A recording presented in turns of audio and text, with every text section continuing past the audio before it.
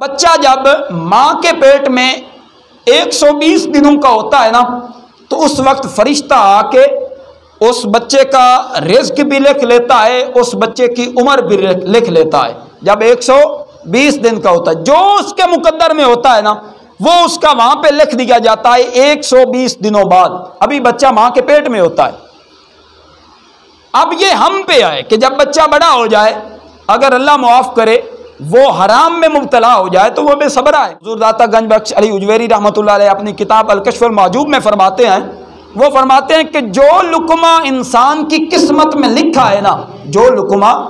انسان کی قسمت میں لکھا ہے، وہ چاہے انسان جتنا دور بھاگ لے اسے مل کے ہی رہے گا،